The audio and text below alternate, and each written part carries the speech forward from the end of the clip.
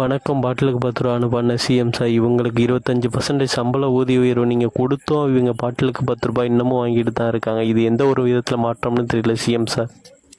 கொஞ்சம் கேளுங்க. 10 ரெண்டு வணக்கம் பிராந்தியா, ஒரு ரம்மு ஒரு பிராந்தி 300 ஏன் 20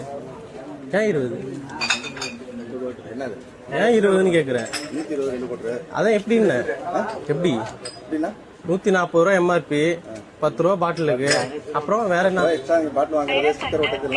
அதுல எதுல இருந்து கொடுக்குறீங்க? உங்க சம்பளத்துல இருந்து கொடுங்க. எதுல இருந்து கொடுக்கணும்? உங்களுக்கு தான் சம்பளம் ஏற்றி போட்டிருக்கு. அப்ப என்ன ஸ்டிக்கர் 25% ஏற்றி போட்டிருக்கு. எங்களுக்கு கூட ஏற்றி போடல, உங்களுக்கு ஏற்றி போட்டிருக்கு. எவ்வளவு வரும்னா சரி, இப்ப உங்களுக்கு என்ன புரியல எனக்கு. 10 ரூபா எதுக்கு? அதுக்கு எதுக்கு ஸ்டிக்கர்? அப்புறம் ஸ்டிக்கர் ஒட்டுறதுக்கு நான் 10 ரூபா வாங்குறீங்களா? மொத்தம் 140 ரூபா. இருங்க, சரக்கு 140 ரூபா எம்ஆர்பி, 10 ரூபா எக்ஸ்ட்ரா வாங்குறீங்க. இன்னும் 10 ரூபா இதுக்கு? அந்த 10 ரூபா தான் இந்த ஸ்டிக்கர் ஒட்டுற ஆளு உள்ள சம்பளம். அப்படி எல்லாம் நான் தர முடியாது. 150 ரூபா பாட்டிலுக்கு 150 ரூபா கொடுங்க. சரிங்களா? என்ன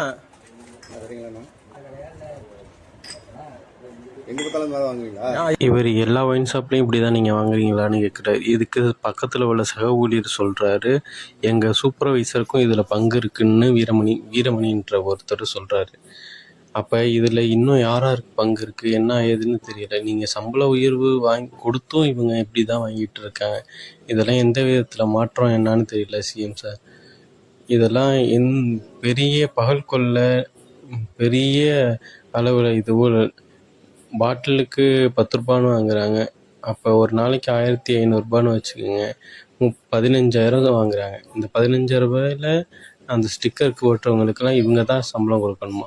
15,000 ரூபாய் ஒரு நாளைக்கு 15,000 ரூபாய்னா 30 நாளைக்கு எவ்வளோ சார்? சிஎம் சார், நீங்களே சொல்லுங்கள் சார். இதெல்லாம் பெரிய மாற்றம் சார் இதெல்லாம்.